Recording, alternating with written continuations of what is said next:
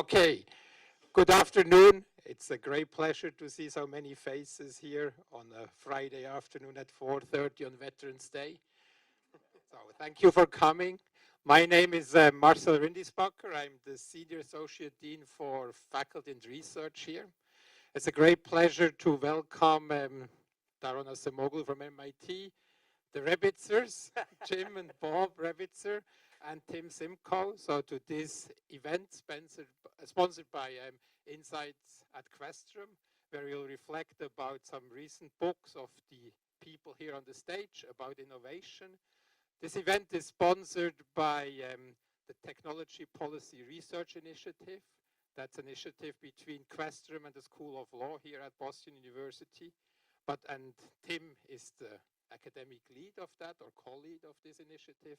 But it's also a first event of the Institute of Business Markets and Society, which is a very exciting new venture here at Questrom, where we raised a lot of money, and we are building this institute this year to really do exactly what we do here. Okay, reflect on the role of business. Innovation is a space where business plays an important role, but it's not the only player, and the interaction with other institutions is really important. And I think what you hear today will see what these other institutions are and why they are important and how they should be shaped. Or so.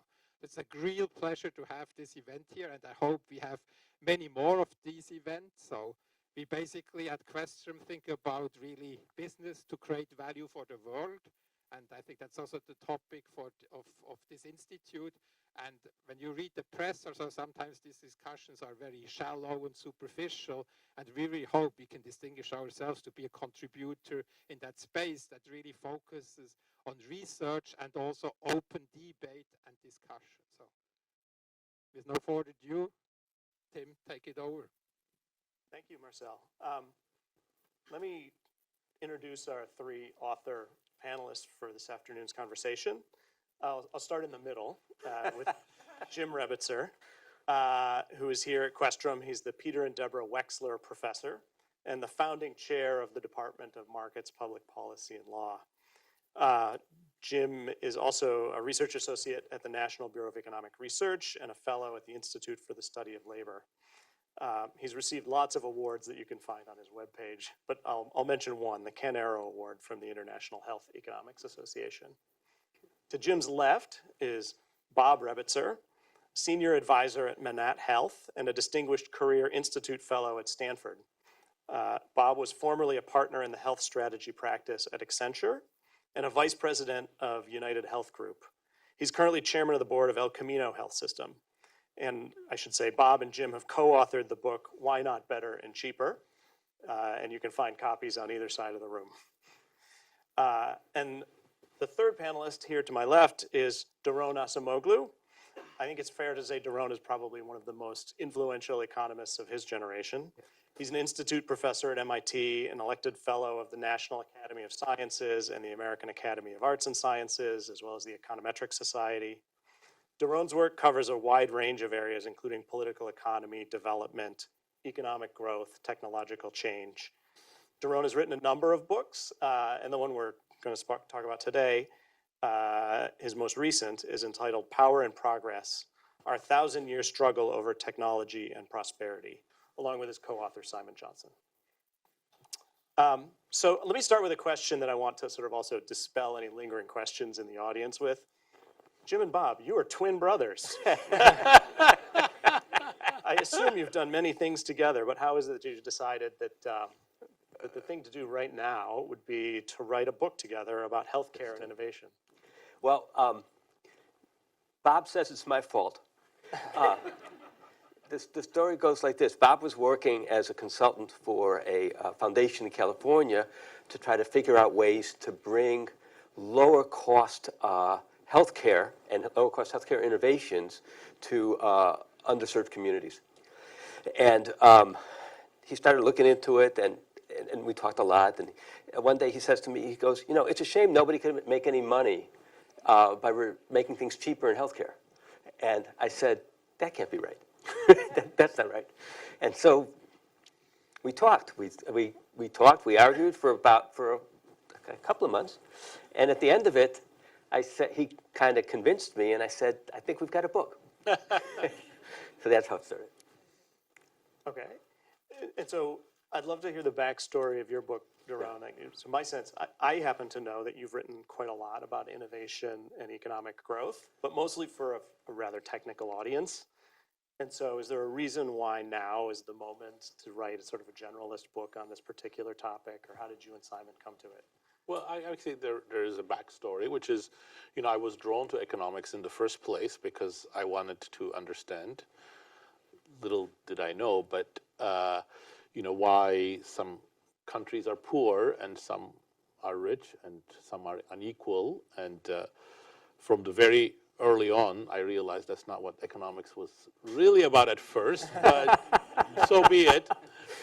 After the initial shock, I liked what I found.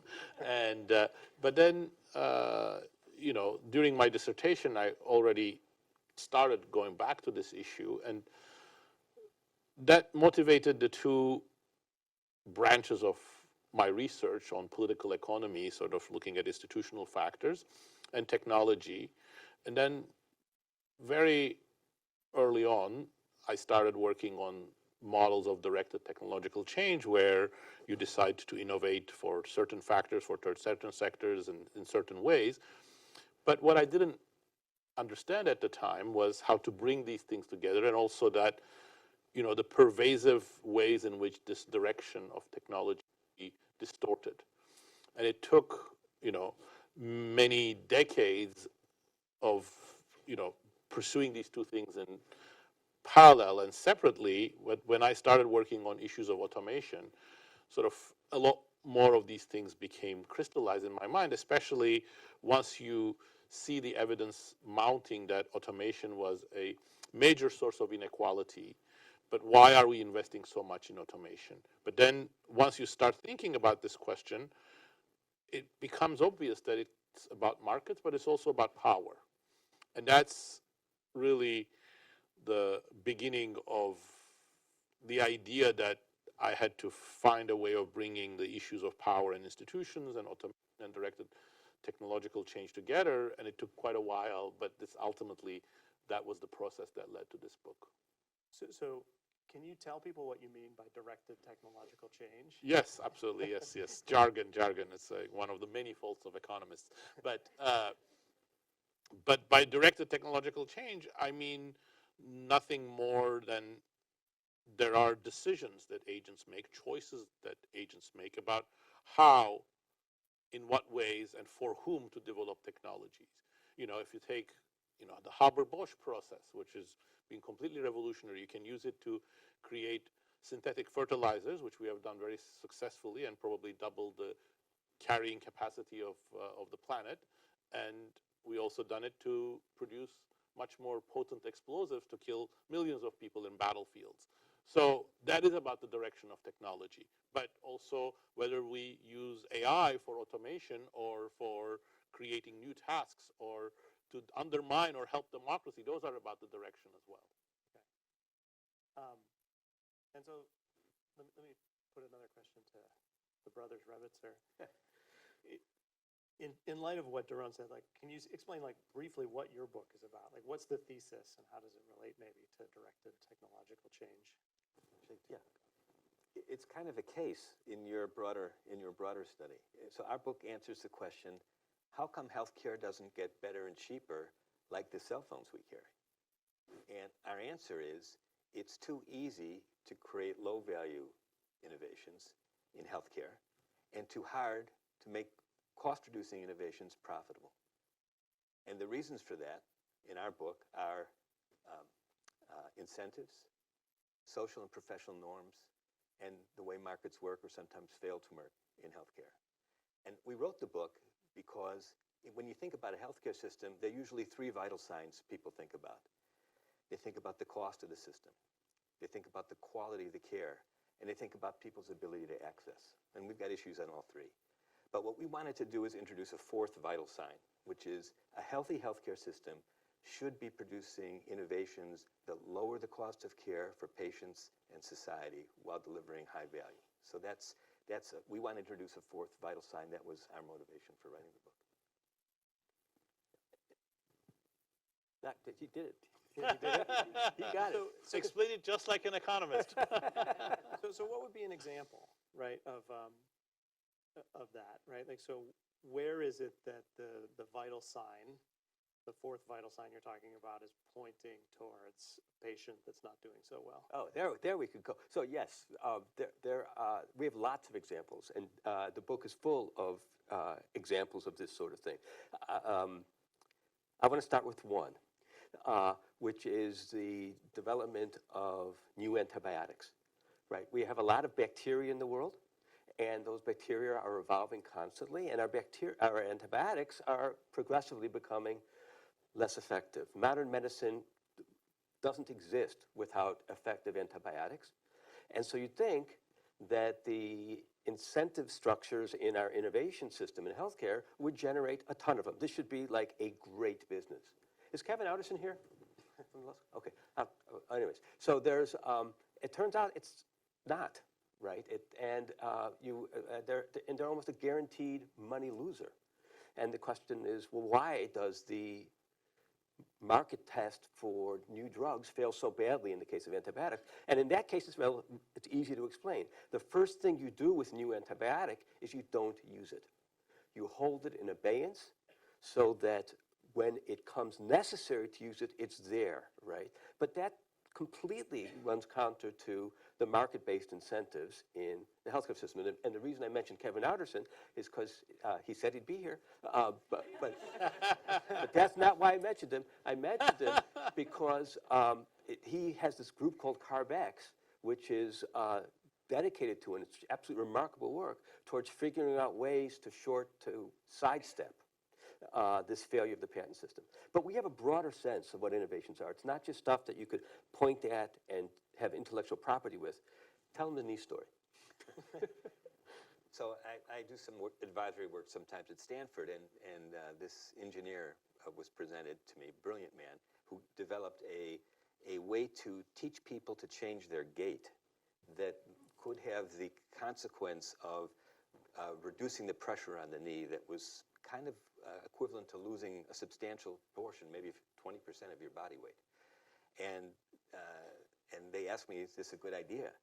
And I said, well, if it works as advertised, it certainly addresses a really important social need. We spend a lot of money treating knee pain by replacing knees, for example. And if this could postpone or even obviate, in some cases, the need for this sort of surgery, it's a great need that you're working on. And then they said, is there a good business here? And I said, that's another matter. And I said, who's the customer? Well, who would buy this? Well, the payers would be very interested in buying a service like this. But payers don't buy medical devices, and they don't like to tell doctors how to practice medicine.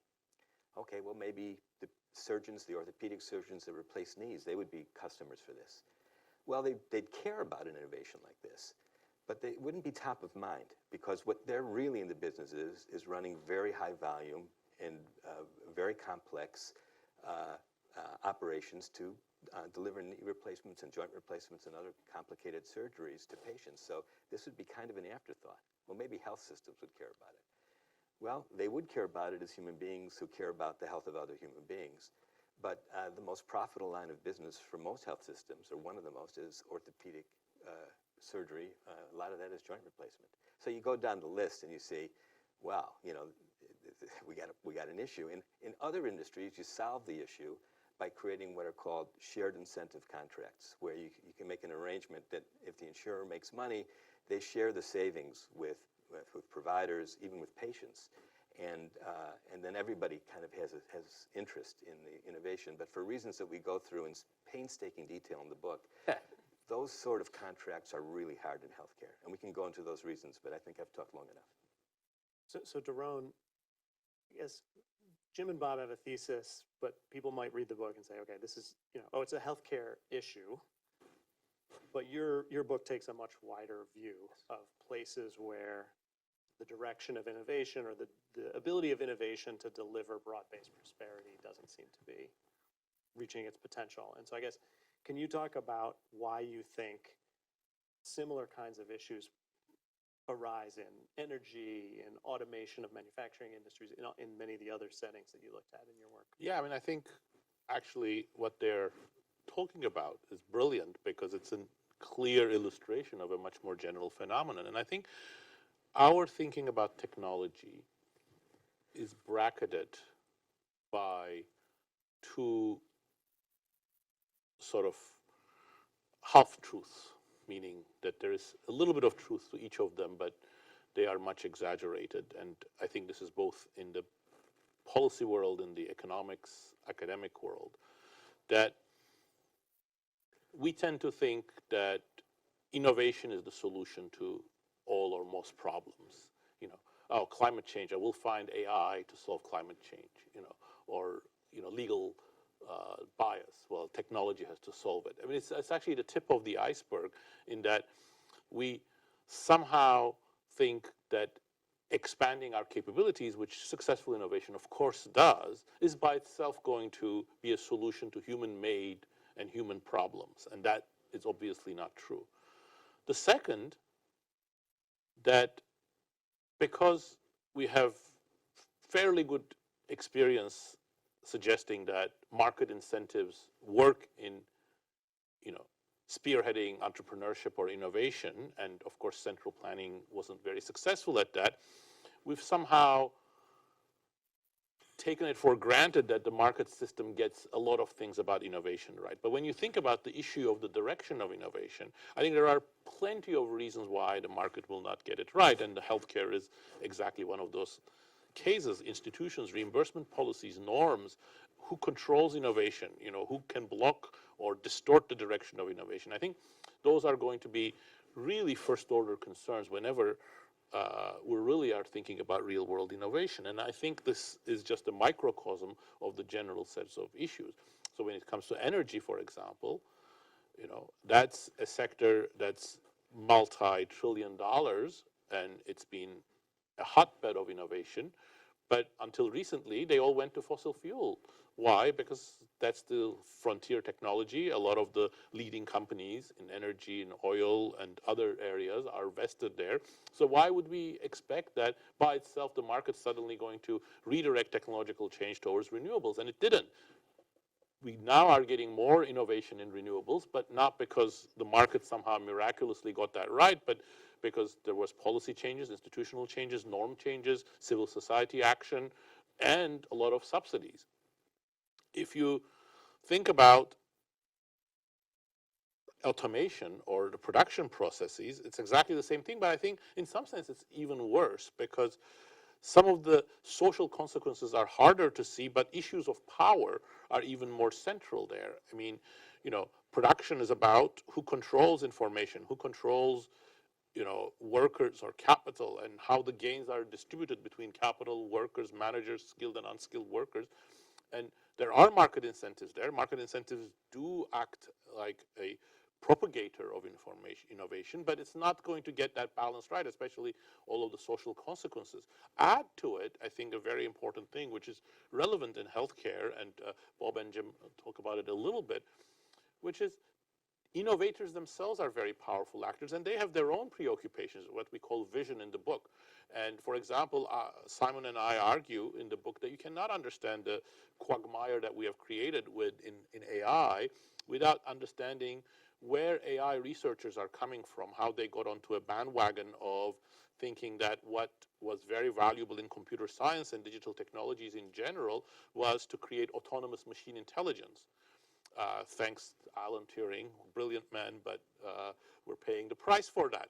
You know, that's not, you know, why would you think that that's an objective in and of itself? But once you say that it's an objective, it creates a complete ecosystem together with the entertainment industry, together with the way that people learn how to establish themselves as researchers, and together with a corporate sort of agenda that uses those technologies.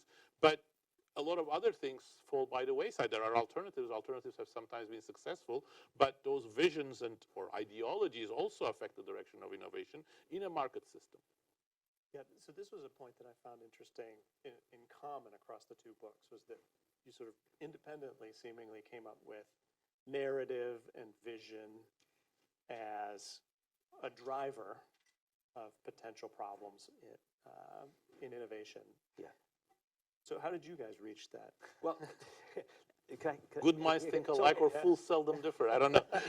I'd like to say I read Daron's book, right, but I didn't. I didn't read it till afterwards. I wish I had, because they do, I think, a terrific job expanding the role of these normative sociological factors, influence, power, intellectual influence and persuasion. They do a much better job than we do, and I really like that part of the book a lot, of their book a lot. The way we came to it was, a large part of our book, not all of it, but a large part of our book is about the ways in which financial incentives don't, the usual contracting mechanisms we're used to in the rest of the economy break down and in healthcare. And so how are you going to motivate people in a very complicated environment to do the right thing over long periods of time? And the answer that we came up with, but we didn't come up with it, it's kind of self-evident in the healthcare system, is that you fill in the gaps with non-financial motivators. And those non-financial, so we were focusing less on sort of the broad set of influences that Daron looks on. We're just thinking, like, when your financial incentives break down, how do you plug the gap? And in healthcare, you appeal to the very powerful set of norms that drive people's behaviors. There's a great example, it wasn't the book, right? Yeah, why don't you talk about that? So It was there. I remember. It's coming back to me. Deborah Meyer is a brilliant physician and I would say a brilliant social entrepreneur who, along with a group of colleagues, developed the idea of palliative care in the 1990s and onwards. And that innovation was driven entirely by a desire to really operate as physicians the way they were trained to operate as physicians, which is to provide better care for the seriously ill. And it's a brilliantly conceived innovation, and it went from zero in the early 90s to now every major hospital and many minor hospitals have palliative care operations, and they do a great deal of good for patients and society. And that innovation went forward in the complete absence of any financial incentives, which means that, in fact, they never feel secure in their innovation. If you talk to any palliative care physician, they'll tell you, until someday this thing is properly reimbursed, as long as we're still relying on foundation support and other means of support, they're always tenuous. But it's an example of, I think, a positive example, a bright spot of the power of professional and social norms in the creation of innovations in healthcare. But they can also get in the way, right? These social norms, these influential narratives that people tell themselves are very hard to control. And they have sort of a life of their own, and they can be obstacles to innovation just as they can be in the case of Diane Meyer. So one of the examples we talk about in our book are retail clinics, minute clinics. And you can ask yourself, why would these retail clinics implemented, which are a great process innovation, makes lots of people's lives a lot better, why didn't the docs put them in? Right? Why didn't that would be a good business model for them to do? But they didn't, because the idea of nurse practitioners operating autonomously with a little bit of advice from an algorithm was just completely contrary to the sphere of control that is central to that self-identity of medicine. So the medical group, instead of embracing or thinking, hey, we can do this, or we can do this better, right, because we're more legitimate and we've already got connections with the patients, they actually mounted all kinds of public relations campaigns about how this was inhumane and just immoral, literally immoral to make this kind of innovation. So they're very powerful, these visions. They're hard to control. So in telling these stories, so we've jumped a little bit over the whys. There's the, you've kind of said, well, the financial incentives were missing, and but a vision filled the gap. Yeah. Well, let's go back and talk a little bit about why financial incentives don't deliver the right direction of innovation more broadly. So let's start with Daron. You have a nice paper about this that I looked at. But I mean, there's a set of reasons why we think maybe the financial incentives don't get direction right. Absolutely. So how do you? Absolutely. I think, I think there are three reasons that I would particularly emphasize in addition to the vision, which I think is super important, especially when it comes to direction. One is that there are what economists call externalities. There are effects on others. And in the case of energy, that's very clear. The market can never get that right because, nobody who does the money is directly going to care about what goes on with the pollution and the other people who suffer. And that's why you need various kinds of policy levers to do that. But the second one is that there's going to be a vast set of factors determining how easily you can monetize gains. So the healthcare is, again, a case in point, because if you do an innovation in public health, that's going to be much harder to monetize than if you extend the lives of billionaires. And so that means that that monetization difference is going to induce a lot more of the inequality-inducing and inefficient and probably brainless type of healthcare investments in sort of trying to reach immortality for a very small group of people when, infant mortality is still high and life expectancy has been falling in the United States for close to a decade. So, but these are just the tip of the iceberg. There are just a lot of other factors about market structure, about whether it's an early stage or late stage innovation, whether you want to use an innovation right away or whether it's going to be the basis of other things, whether it's a general one on which other people are going to build, or whether it's at the sort of last mile that you can immediately monetize. So all of these things are going to matter. And then the final one is that power matters. We cannot ignore that. So who has power to, implement and choose innovations and technologies, is going to be of first order. So one question I get all the time nowadays when we talk about AI is like, oh, isn't AI going to reduce inequality because it's going to start automating managerial jobs? No, not while managers are choosing whether to use AI and how to use AI. So power matters. It's obvious. And if you are a manager who really wants to control labor, that's going to choose a very different path of technology than if you are, a manager that's in a more cooperative relationship, or if you're the worker yourself. So this is why the WGA, the Hollywood strike thing, was very epochal, because what actually, for the first time in a very, very long time in the United States, a labor organization actually said, what we want to do is we want to codify who has control over technology, not more versus less technology, but we want to make sure that workers have a voice in how AI is used. So that's about the issue of power and control. And I think those are very, very important as well. So in thinking about this, I guess you're pointing towards policy levers, right? And so the question naturally arises then, won't the government necessarily screw it up?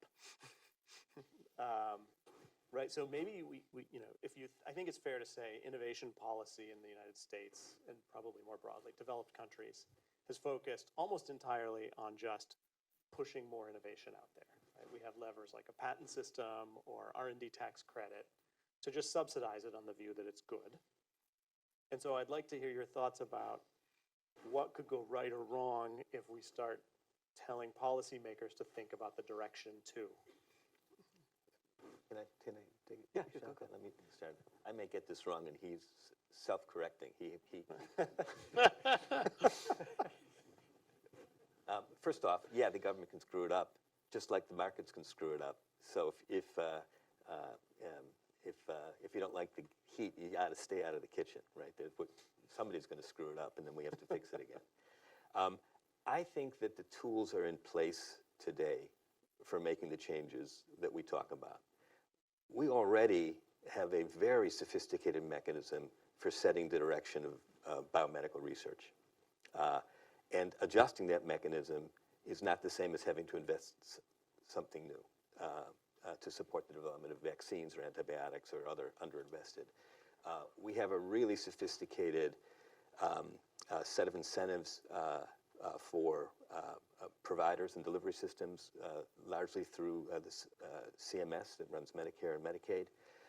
We have the tools to do this. The politics is complicated, but it's always complicated, so that's our task, is to work the politics. But I think we have the tools in place. We also have a civil society that I think, and the tools are in place in civil society, medical societies and professional societies, nursing schools, medical schools. They instill the values and the direction for the profession, and their influence lasts throughout the lifetime of the professional providers. And there are lots of bright spots. We have at Stanford the Clinical Excellence Research Center, which teaches people, teaches physicians to think about innovation and how to engage in the innovation process. Texas A&M has the NMEN program, which teaches engineers about medicine and how to advocate and innovate in medicine. And you see bright spots picking up. Physicians already have built into their medical training a year of research.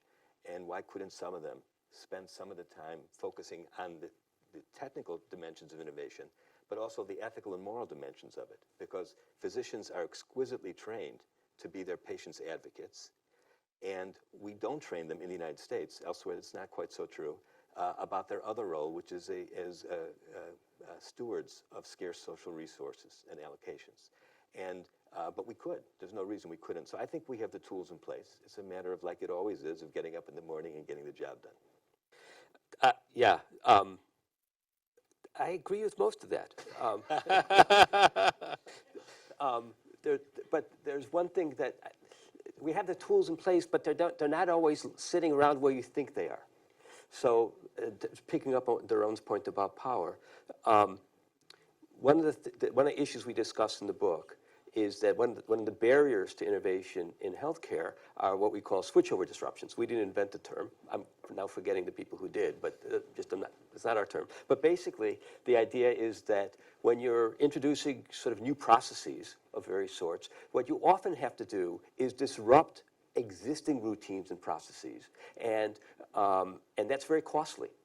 And that's especially, and that could lead people to be resistant to implementing new innovations.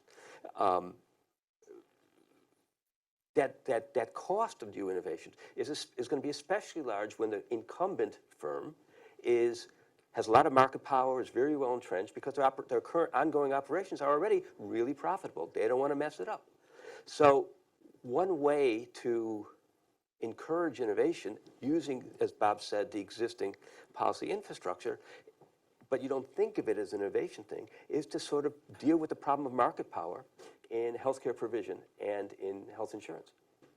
I'm looking at Michael Salinger and really getting nervous about this. Can I push you on deal with? No, but if you kind of these switchover disruptions, when we have examples of them that we can talk about. These switchover disruptions, I think they're a really powerful feature of a drag on innovation in healthcare. But it's not something you deal with necessarily through the NIH or the NSF. It's through conventional mechanisms of, competition policy. Right. So innovation policy then becomes distributed across all of government. It's not just the USPTO's job. Yes. Right. Daron, that in your case, it's not even just market power. I think I hear you saying, more to do this general. power. But I wanna go back to your question, because I think there are two aspects to it that we need to dig a little bit deeper. The first one is, there is a notion out there that because innovation is a fairly decentralized process, people can have ideas, they build in each other ideas, they go in wild directions potentially, it's very important they experiment with new things, that somehow it's completely unregulatable. And of course that's not true. Something can be an organic process, evolutionary process, but evolutionary processes themselves are heavily influenced by the conditions in which they exist. So when you change the environment in even small ways, that can have significant effects where the direction goes. So it doesn't follow that because we want to rely on some sort of market or decentralized process, some sort of organic process coming from entrepreneurship and so on and so forth, that we will have no influence on the direction. In fact, I think a lot of technologies, a lot of scientific knowledge, a lot of useful knowledges are highly malleable. You can use them for many different things, which means that the direction is very influenceable by a variety of norms, institutions, policies, and pressures. Second, I think the idea that somehow government policy right now is neutral is a conceit. The government policy is not neutral. R&D tax credits are not neutral, and government policies has never been neutral. First of all, NIH is not neutral. It supports certain things and not other things. One thing, for example, some recent work I have with Jacob Moscana, Kartik Sastry, and Heidi Williams shows is like research in the United States is enormously biased towards rich world diseases and completely ignores poor world diseases. And this is true in not just pharmaceuticals, it's true for academic research. So that's partly because of the influence of government policies, funding agencies, and other things. So it's not neutral. R&D tax credit is not neutral because it gives the money to established firms who can cost R&D. Small firms or entrants don't get R&D tax credit. So that's not neutral because those kinds of companies work on different things.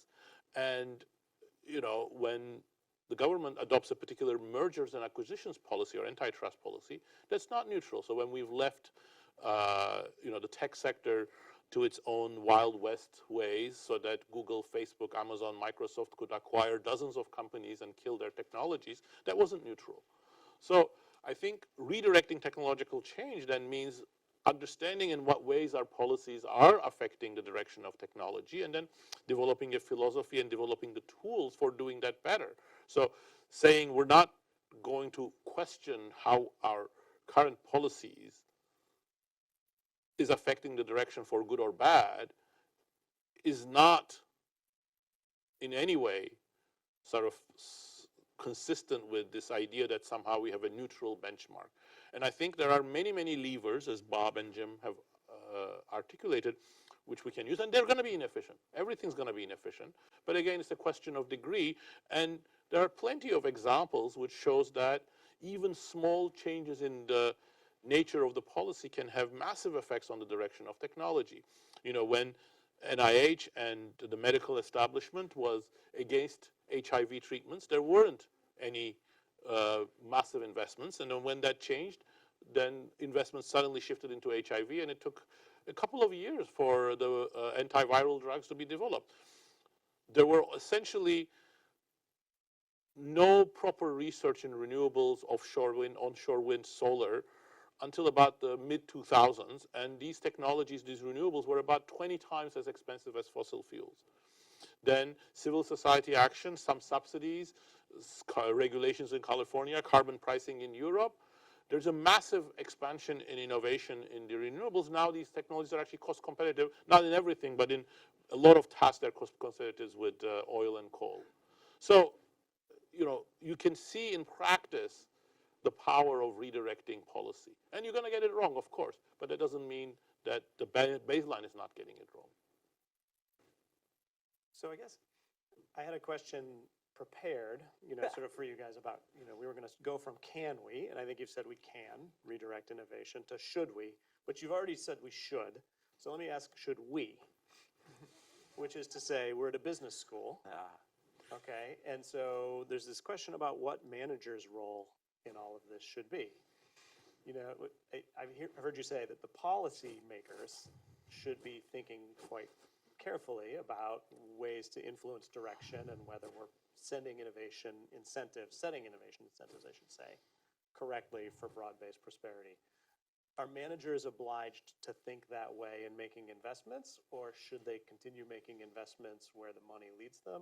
Well, actually, that's a super interesting question and something I've been worrying a lot lately.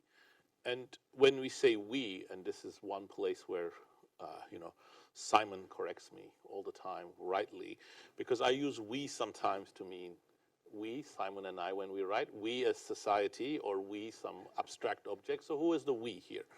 So I think if the we is civil society, absolutely yes. I think without civil society, without changes in norms, we cannot do it. If the we is the business school community, I think doubly yes, because one thing that follows from everything I've said, even if you only bought half of it, is that powerful actors have a disproportionate effect on the direction of technology. And CEOs are powerful actors. They have their visions, and part of their vision comes from institutions like this. So, for example, a recent paper I have with Danielle Lemaire and Alex He, I shouldn't mention this in a business school environment, but so be it. We look at very detailed data from the US and Denmark, and we find that CEOs that have a business school degree are not more productive. They don't invest more. They don't expand exports or high-tech investments. But they do one thing very, very consistently. They cut wages relative to their competitors. So why do they do that? I think they come up with better excuses for doing it, and they don't empathize with their workers, and they get these values in business schools. So right now, we are teaching some things in business schools, and perhaps we shouldn't teach those, and we should teach other things, which is, you cannot teach people to be completely ethical unless institutions change, but social responsibility and norms are highly complementary to institutions, and they're highly complementary to general societal action and government policy. So I think we have to sort of rethink how we are leading as, professors, public intellectuals, institutions as well. And so the we here, you and me, Tim.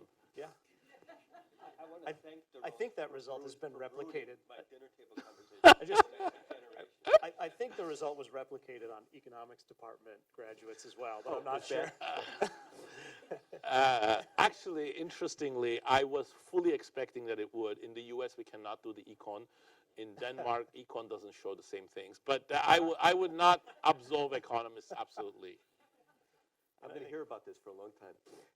Bob, you want to say something? Yeah, so I think the only product of a business school is on this panel. I do have something, I think, specifically for the healthcare case that I think would be very salutary. And that would be teaching managers how to work with physicians and other providers. They're not engineers. They don't operate with the same normative, ethical, moral framework as engineers. They're also autonomous professions. Right? They don't have to listen to management. And most managers can't figure that out because we don't equip them with the tools for figuring it out and how to working with them. And unless you can get providers engaged in the innovation process in healthcare, A, most of your results will be useless, and B, it will affect the direction of innovation. And so I think if I could pick one thing I'd want to see changed in business schools is teaching people the skills for that kind of cross-professional collaboration. This is something we've talked about, and I think Bob's really right about that. And the very best way to make that happen is for people to read the book. So it's over there. And you get a free copy. And you get a free copy. What more can you ask That's for? right. I guess the other thing we try to do in business schools is leave lots of time for people to ask questions. Yeah. So this is probably a good time for me to stop running the conversation and open the floor to some audience Q&A. Aline.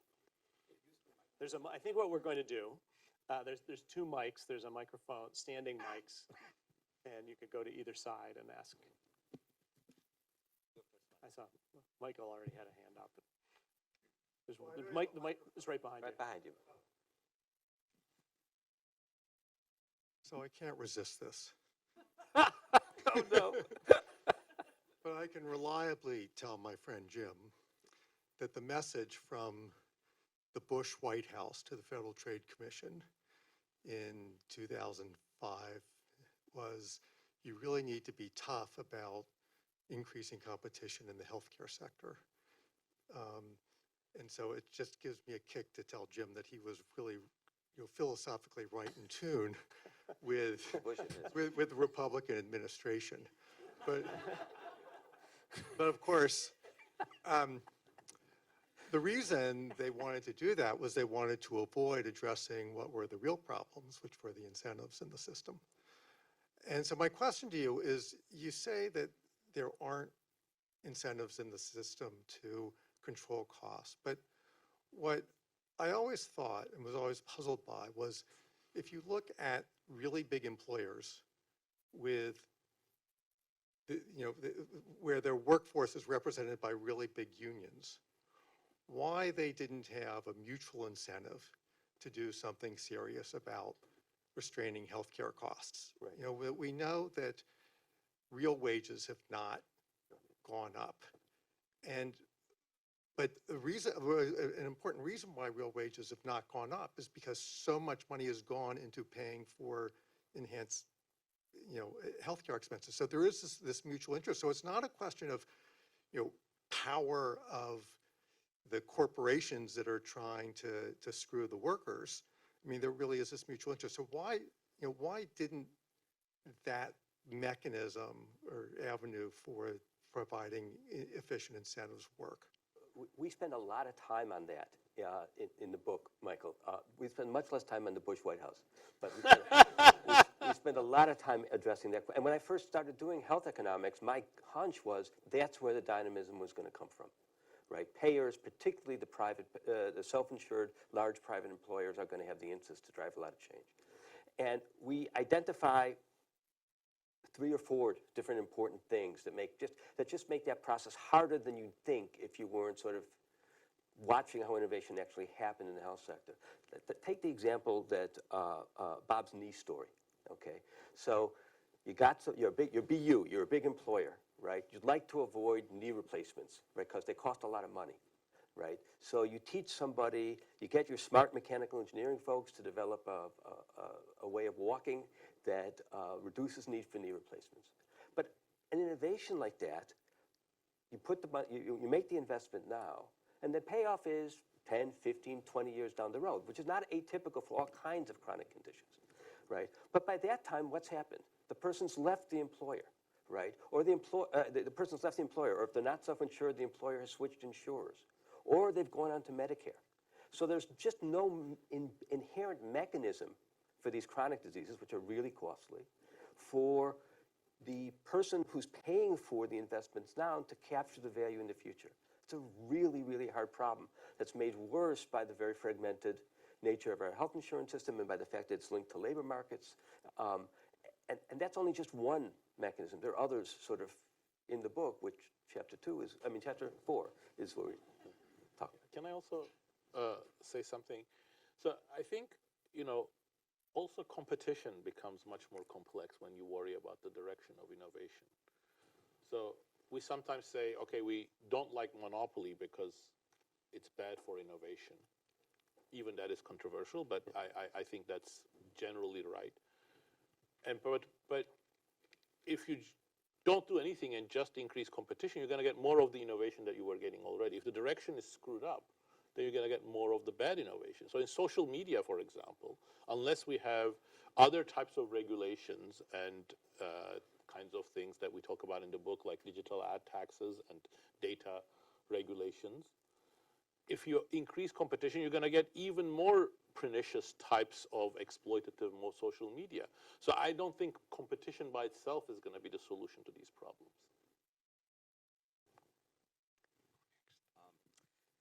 Thank you. That was a very stimulating conversation.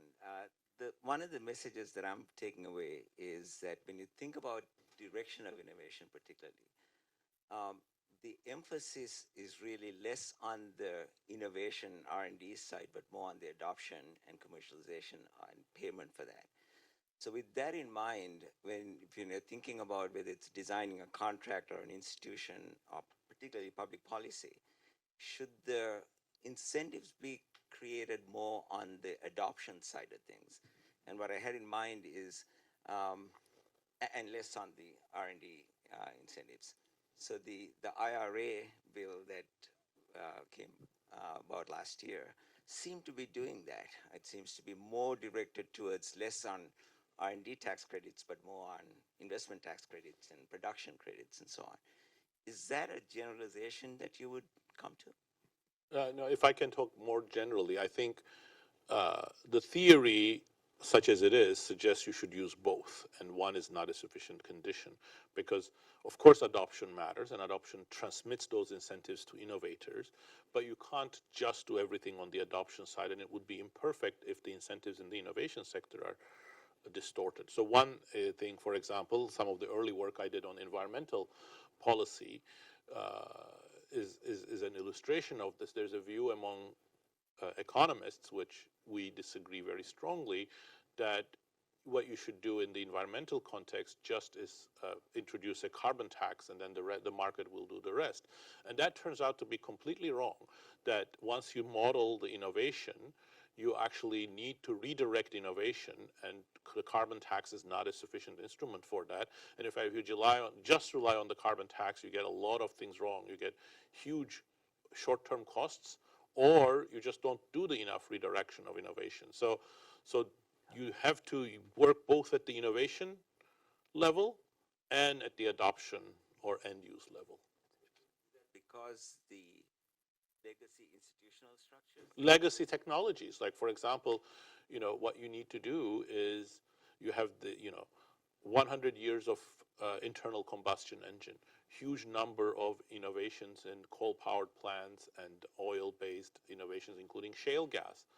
So if you just put a carbon tax, that's not going to make it suddenly as profitable for renewables to compete against this, especially once you take into account that current innovations are not going to make these competitive, so nobody wants to do them because it's going to be just 20 years down the line that renewables are going to be profitable. So you really need to have another instrument to deal with this direction of research resources going to the dominant technology already. Hey, Daron and Jim, thanks for this. This is really cool. I have a question which is primarily for Daron, but it's about something fundamental about biological processes, which is, I heard you mention, we sit on our antibiotics, our new antibiotics, and I'm wondering if this has something to do with mitigating downside risk, right? When we talk about the progression of silicon chips or, clean power, the downside risks of a lot of these technologies are quite low. But there's something that seems different about biological processes when sort of humans are involved. And so with that in mind, with that framework, I guess the question for Daron is, if we think about the directed technological change as well as sort of the incentives for adoption as it comes to AI, where downside risk is a serious concern, do we think that that's going to look more like cell phones, or do we think that's going to look more like drugs? Jason, thank you. But I don't think we know enough about that. I think downside risk is definitely an issue, and it's going to depend on how much that is priced relative to the regular risk. There are circumstances in which downside risk may get much more attention. I think in the case of AI, actually, I think we are vastly exaggerating the risk of killer robots and vastly underestimating what AI business as usual is doing. So I think in that case, it's not a downside risk, but in some instances, I think the downside risk may be the one that's underpriced, and in that case, we're going to have a lot more problems with that. And I think in healthcare, for example, part of the issue is that there are a lot of cheap things that could be done, like public health, but they are not priced because the market for monetizing those innovations are not there. And again, I think it's about downside risk in some sense when people are dying, 10 years earlier on average in this country than in other countries of the same income level. But it's not because it's underestimated. It's because I think the market mechanism is broken when it comes to those things. There is an industry in the world, in the US at least, that's even less efficient than healthcare. It's called higher education. And I think the students here in the room can attest to it. So could all of you share some initial thoughts about how the insights of your books and frameworks apply to the case of higher education?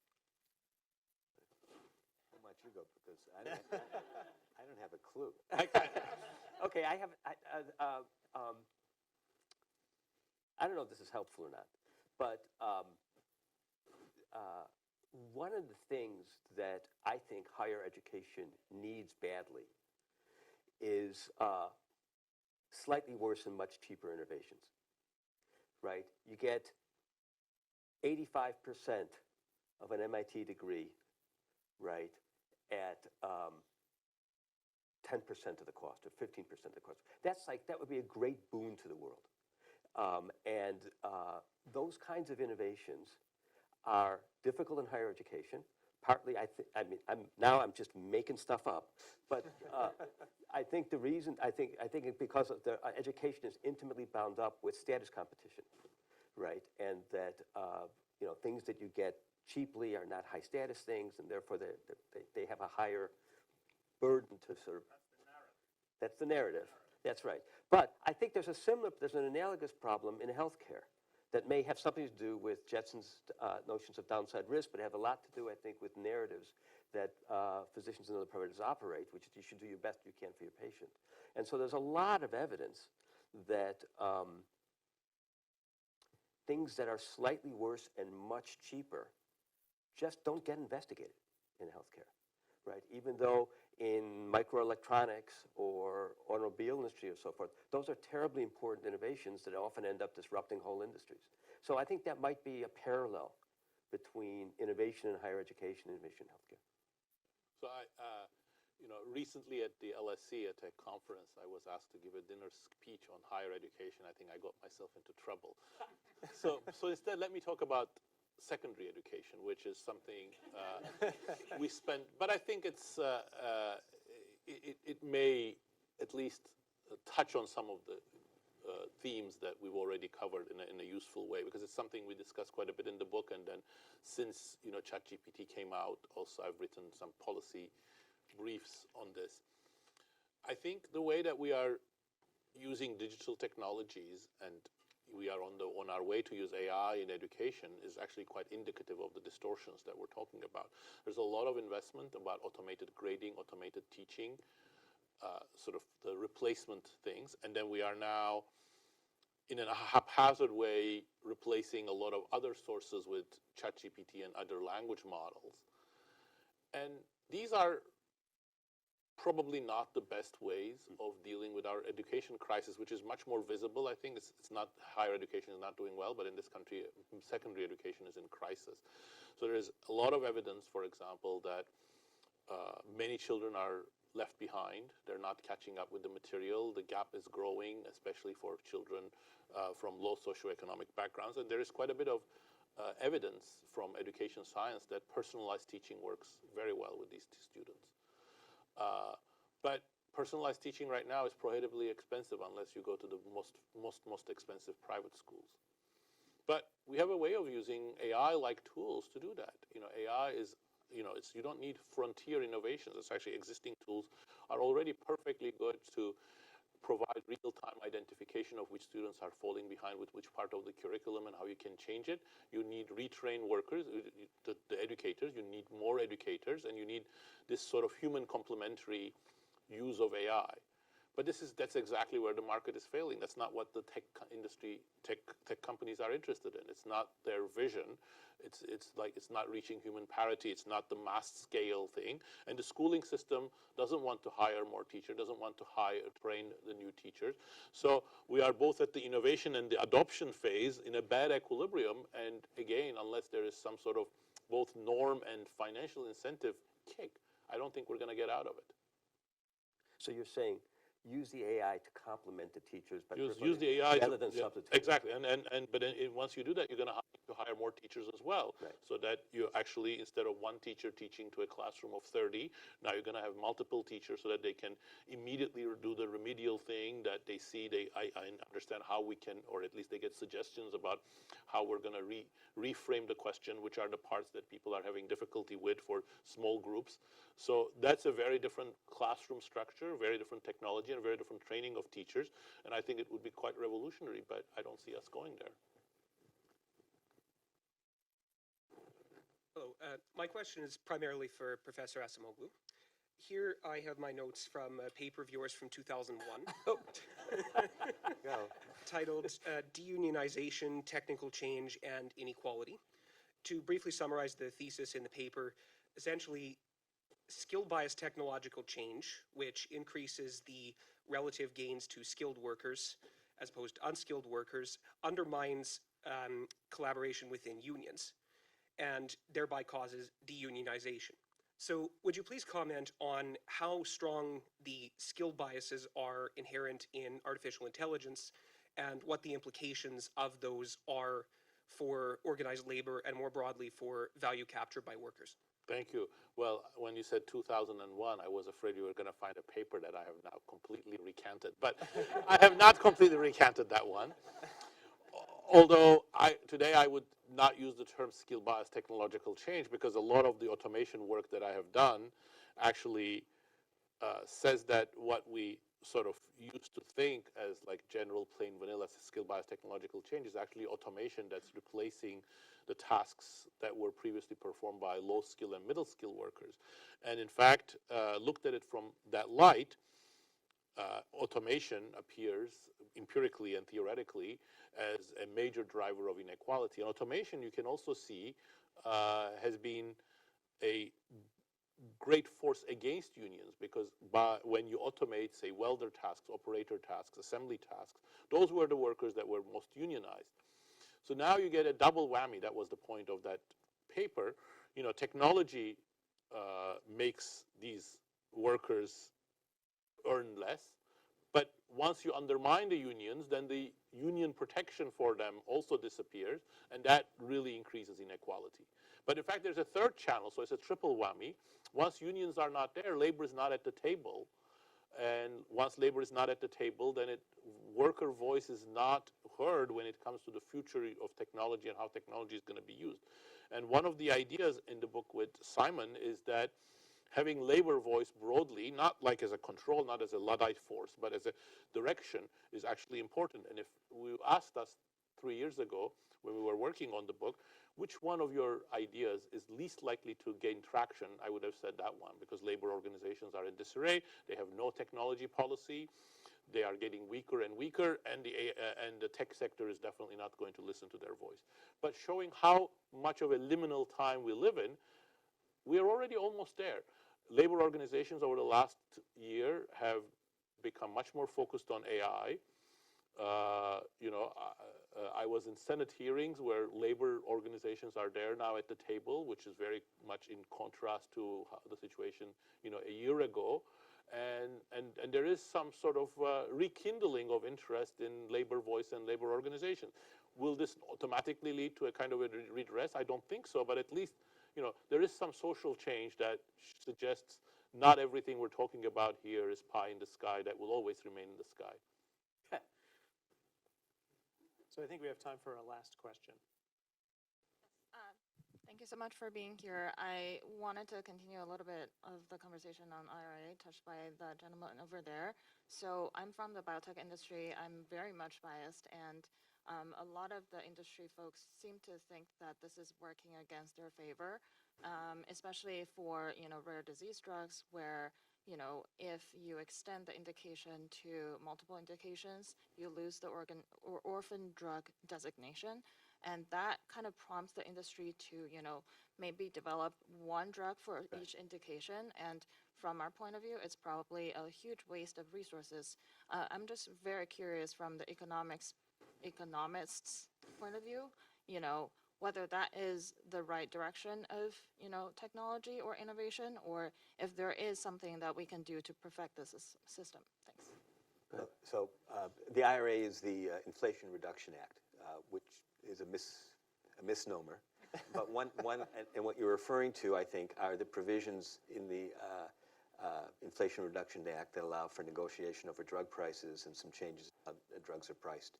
And there are two concerns that I've heard raised about it. One is the orphan drugs and some other technical things that may possibly skew innovation away from some valuable sectors.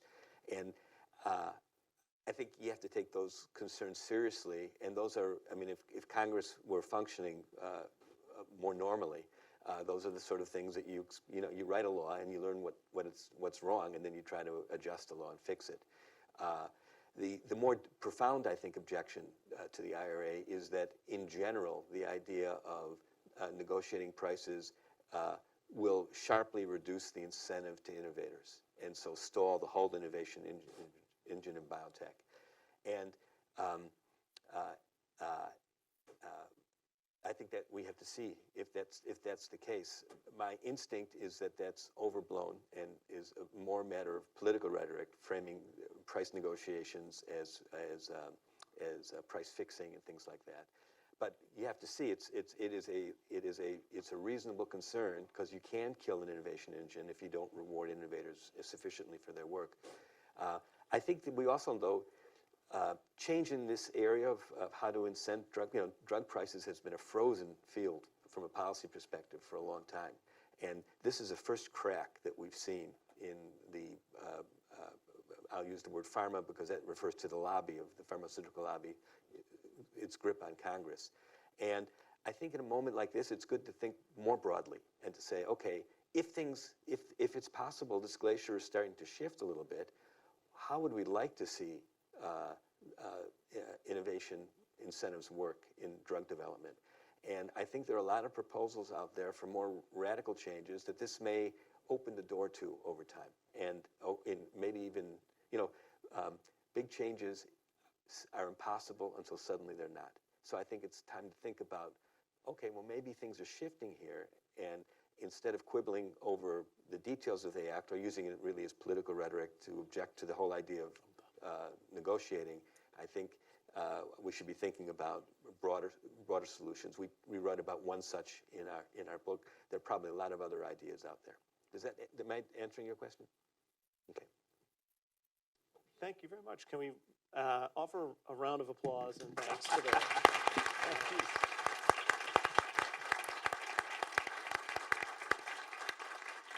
I would like to thank everyone participating and the audience to come here on a Friday night. There's a lot of things to think about. There's more food for thought on the table.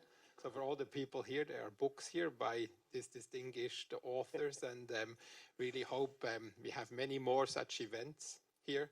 And thank you everyone for being here. Thank you. Thank you.